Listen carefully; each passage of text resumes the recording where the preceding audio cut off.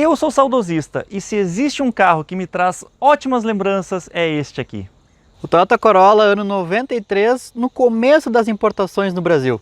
Hoje a gente vai contar um pouco para vocês da história do Corolla de 7ª geração, o primeiro a vir oficialmente pela fábrica para o Brasil, mostrar detalhes, características, enfim, né? Mostrar por que esse carro marcou tanto a minha adolescência.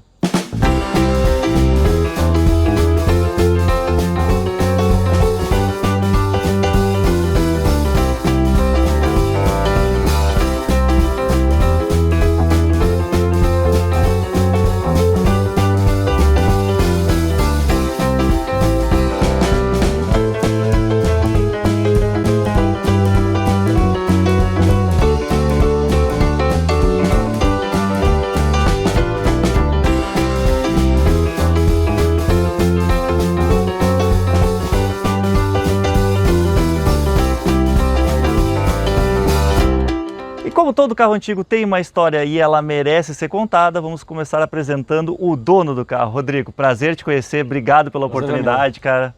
Olha que relíquia que tu tem em casa, hein? Com certeza, é um baita carro. Não sei como é que ele achou, não sei como é que ele mantém, mas o carro tá incrível. Vem comigo que eu vou te mostrar que espetáculo esse carro dele. O Toyota Corolla ele dispensa apresentações, afinal de contas é o carro mais vendido da história automotiva no mundo. Agora, esta 7ª geração, que começou a ser vendida aqui no Brasil em 92, já como modelo 93, talvez algumas pessoas não conheçam tanto, afinal de contas já está ficando um tanto quanto raro.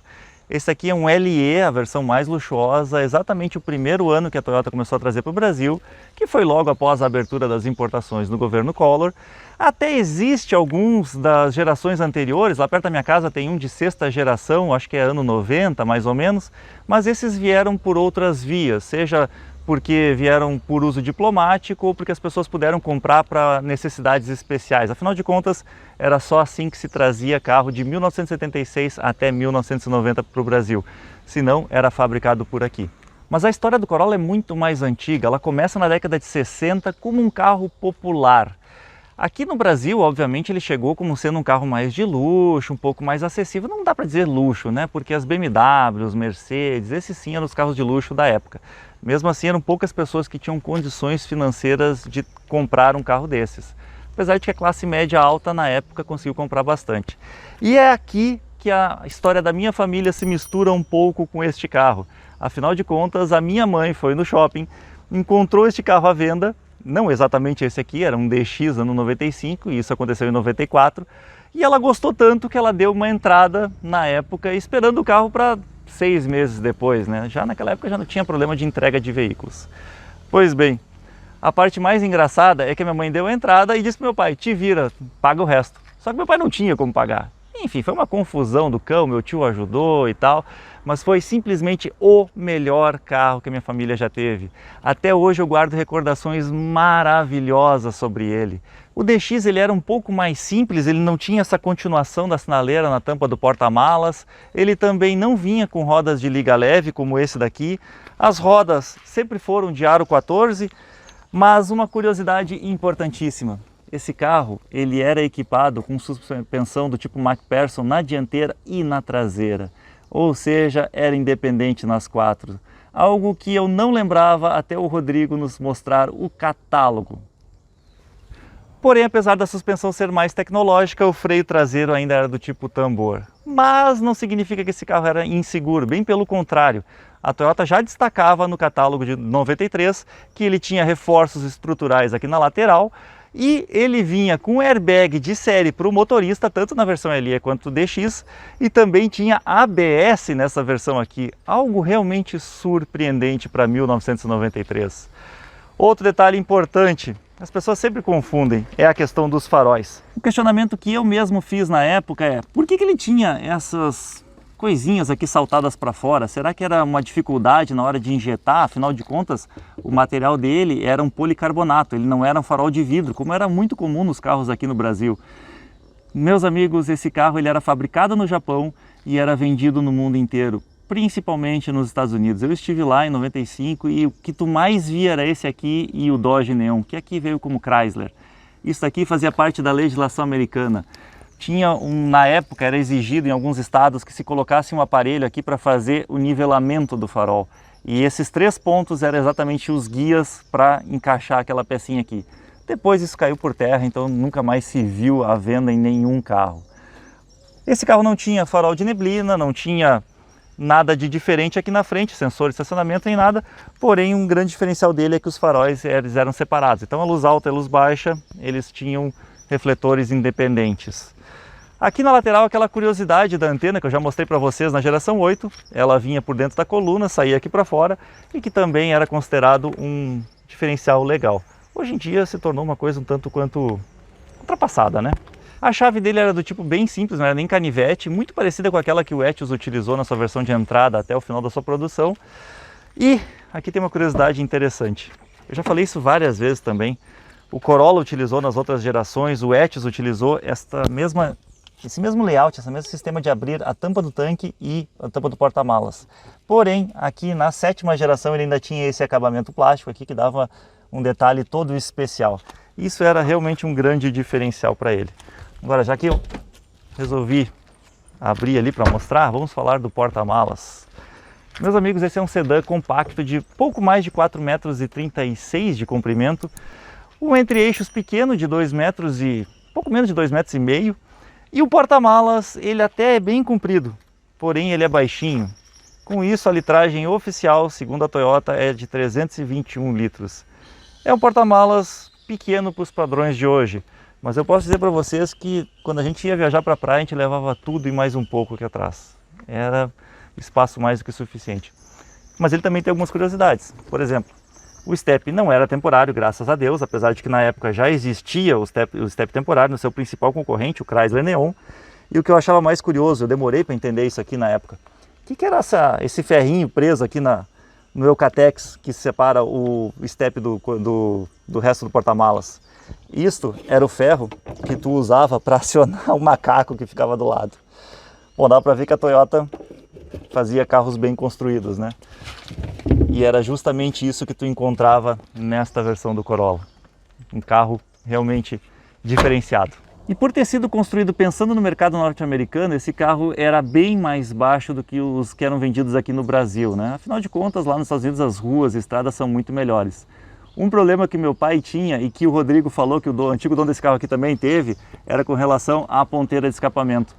Quando tu entrava numa rampa e tal, ela sempre raspava aqui. O meu pai na época fez uma solução maravilhosa, pegou a serra e fez um corte salame nela. Essa geração foi oferecida de 93 até 97. A 98 vocês já sabem, né? Aquela geração que é considerada a pior de todas do Corolla. Mais por questões estéticas, mas também tem a questão do motor que eu já expliquei aqui no canal.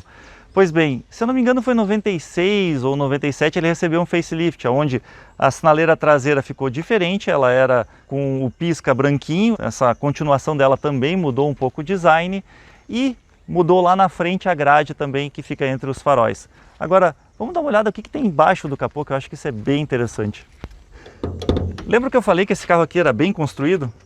Pois é, meus amigos, se tinha uma coisa que era marcante no Corolla de 7ª geração, era o silêncio deste motor. Pô, ele tinha na versão LE um motor 1.8 de 117 cavalos e um pouco mais de 15 kgfm de torque.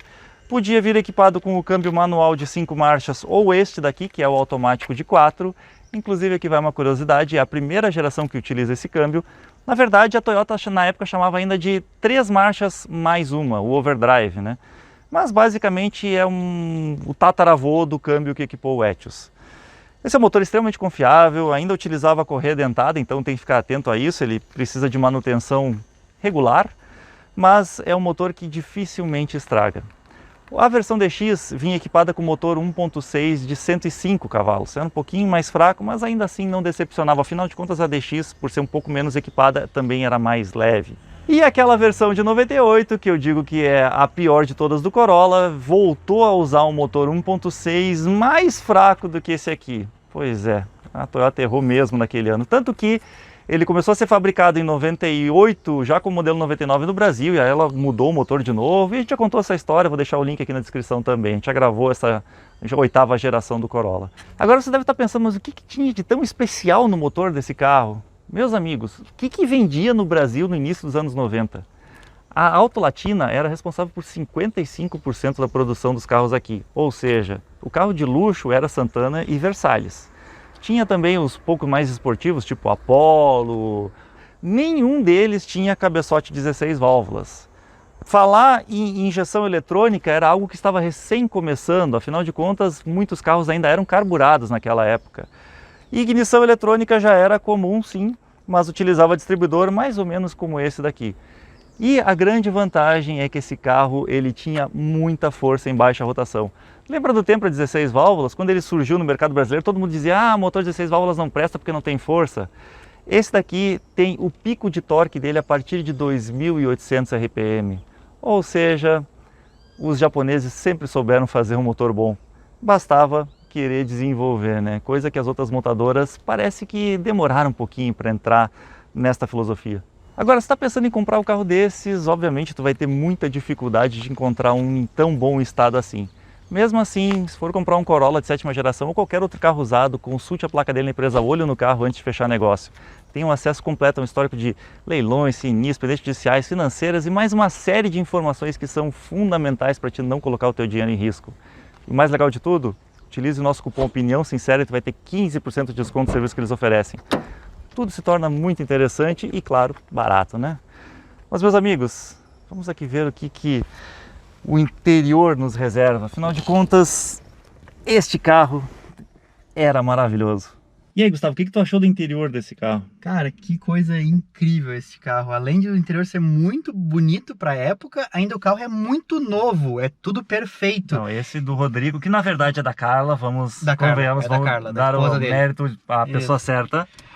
Olha só, tudo com revestimento nesse couro aqui, sei lá, não é exatamente um couro, mas tem esse revestimento aqui também, tudo com esse tecido, com esse veludo, na verdade, né? É, o DX era mais simples, mas ele também tinha esse mesmo revestimento. Os parecido. bancos de veludo também, lindos, tudo azul. O painel é azul, os bancos são azuis, é tudo azul. É um azul que é um cinza mais puxado para o azul, assim, muito bonito, né? O painel é todo analógico, não tinha computador de bordo, nem nada, mas para a época era o que tinha de mais legal. A versão DX não vinha com rádio, esse aqui vinha com rádio original de fábrica, mas esse rádio aqui não é dele, esse rádio é da 8ª geração, foi o que o dono conseguiu. Todos eles vinham com ar-condicionado, claro, manual, mas ok. E só as versões LE vinham com o Cruise Control, um piloto automático, né, atrás do volante, que inclusive aqui neste caso pega na minha perna, assim como pegava no Etios. O volante tem ajuste de altura, algo que era muito legal para a época, não tem de profundidade. Os faróis não são automáticos, limpador de para-brisa também não, mas ele tinha espelho elétrico, que também era uma coisa legal, e vidros elétricos nas 4 portas, mas One Touch só na porta do motorista, assim como a Toyota fez durante muitos anos, né?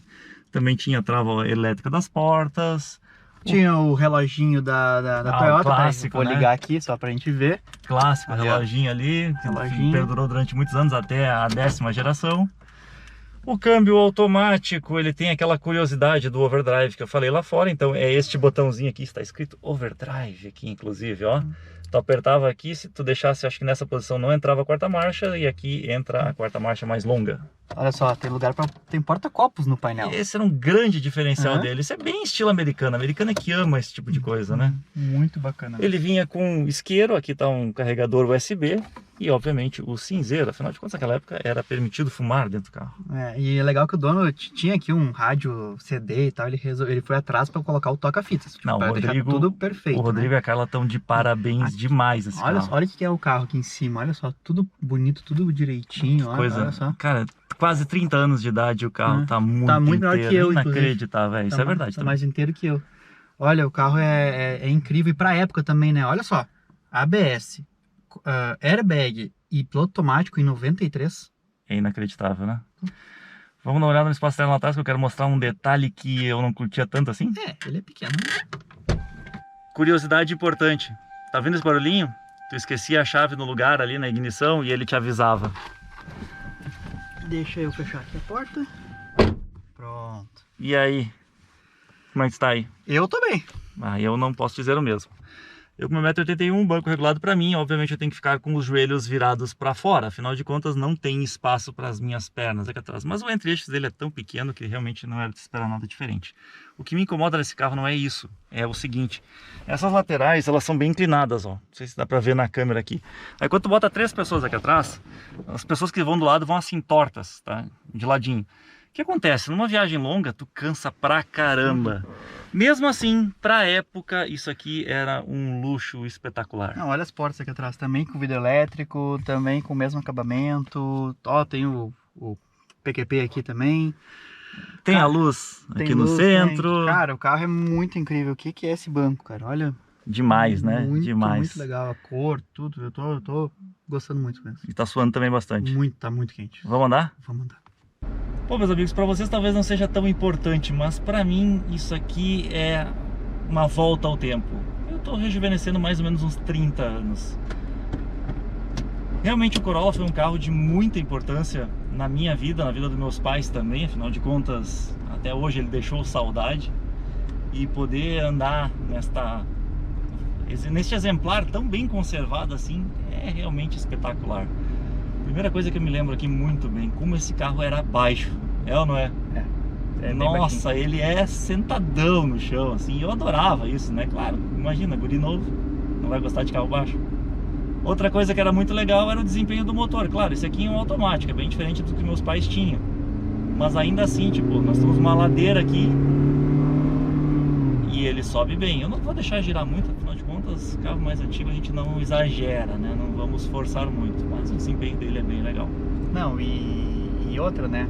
O câmbio automático é incrível, cara. Eu fiquei apavorado com o câmbio automático daquele Corolla 2001 que nós gravamos, de bom.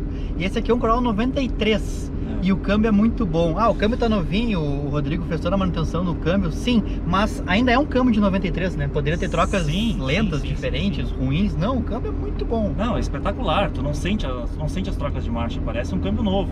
Claro que depois de quase 30 anos de uso, o Rodrigo teve que fazer uma manutenção pesada em cima dele. Mas, de novo, parabéns para o Rodrigo que está mantendo este exemplar aqui em ótimas condições. Afinal de contas, a gente sabe que hoje em dia a maioria está em estado deplorável, né? Infelizmente. Ou parabéns para Carla, né? Não sei.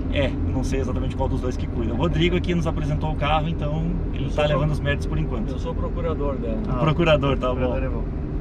E uma característica muito importante desse carro é que a suspensão dele, além de ser baixa, era bem macia, bem mais confortável do que a gente podia esperar. Os carros no Brasil normalmente tinham a suspensão mais dura, por causa da buraqueira toda para aguentar, né? E esse aqui mesmo com a suspensão macia, aguentou e aguentou bastante. 7 anos de uso extremo na mão dos meus pais e ele simplesmente não estragou. Gustavo, tu vai querer dirigir ou não? Não, vou deixar só tu. Eu dirigi bastante. Eu dirigi antes do Felipe. Não vai dirigir mesmo? Não vou. Dos carros mais novos, eu sempre fui um crítico assim em relação à Toyota por tecnologias, né? Sempre achei que faltava nos carros mais novos. Mas toda vez que a gente pega esses carros um pouco mais antigos deles, tu vê que eles tinham tecnologia, eles traziam coisas que a gente não tinha aqui no país. E também o quanto dura, né? Olha o que é esse carro, né? Claro, esse carro foi bem cuidado, tudo, porque é um carro do ano 93, mas mesmo assim, olha o que dura as coisas do carro. Eu já falei também sobre isso em outros vídeos, mas quem teve esta geração e teve a 8ª geração afirma, sem medo de errar, que esse aqui era melhor construído que os nacionais. Ah, mas eu não tenho dúvida disso. É verdade. Eu também. Bom, queria agradecer ao Rodrigo e principalmente a Carla, a dona do carro, por ter emprestado pra gente gravar e me deixar fazer essa volta ao tempo. Você não sabe como é importante isso. Eu que sempre gostei muito de carro, a oportunidade de dirigir um carro que fez parte da minha adolescência é realmente um prazer inigualável. A gente adora gravar vários tipos de carros, né? Mas tem alguns que nos chamam mais atenção. E pra mim esse carro não tem uma história tão grande, mas como tem pro Felipe, eu fico tão feliz que ele tá passando por isso que eu fico feliz junto. Cara, olha, é difícil, né? Um vídeo pequeno desses não conta tudo que eu passei com ele. Rodrigo, parabéns, Carla. Obrigado. Que vocês continuem mantendo esse carro assim. Se um dia vocês não quiserem mais, vocês têm meu telefone, é só me ligar, sabe como é que é, né? E isso vale para todo mundo, não só para um Corolla 93, todo mundo que tem uma paixão por algum carro, que puder ter e manter o seu carro, a gente sempre vai achar muito legal. É verdade. Então tá, meus amigos, espero que vocês tenham gostado de mais um pouquinho essa parte da história automotiva brasileira. Apesar de ser um carro japonês, foi muito importante, sim. E se vocês gostaram ou não, por favor, deixem aqui embaixo nos comentários, diga pra nós o que vocês acharam desse carro. Valeu. Valeu, pessoal. Se existe um carro que eu não consigo pensar na palavra agora, a gente nunca combina nada, né? Começa a sair essas cacacas. Eu não faço a mínima ideia do que ele vai falar. Essa é a parte mais legal. Esse refletivo aqui na tampa do para-brisa. Integrado. Isso. A malas era uma peça cinza sem o quê? Cadê o catálogo, Rodrigo? Esqueci. Queria mostrar, eu esqueci, cara. Eu lembrei agora disso. Com certeza vão comentar assim, olha o dono do carro lá atrás parado. Tá, tem problema. A Toyota fez reforços laterais Perdi. Porém, apesar da tecnologia na suspensão traseira, ele ainda utilizava freios a tambor. Meu Deus do céu, isso a gente erra pra caramba. Ele ainda utilizava tambor no freio da... Puta merda. Não, olha, quando o cara cuida do carro, quando o cara gosta mesmo do carro, ele coloca cheirinho até no porta-malas, cara. Meu Deus do céu. Lembra que eu falei que esse carro era bem construído? Pois é, agora eu não me esqueci onde é a cavaleta. Aqui. Tá queimando. Mas tchê, se tu aguentou até aqui é porque tu deve ter gostado desse vídeo, né? Então não esquece de dar teu like, compartilhar ele, mostra pros teus amigos e te inscreve aqui no canal. Nós também temos o Instagram, onde a gente coloca fotos diversas, coisas que a gente está gravando, coisas que não costumam vir aqui pro YouTube. Tem a seção de membros, onde também tem assuntos específicos, conteúdos exclusivos e a nossa página no Facebook. Esperamos vocês lá.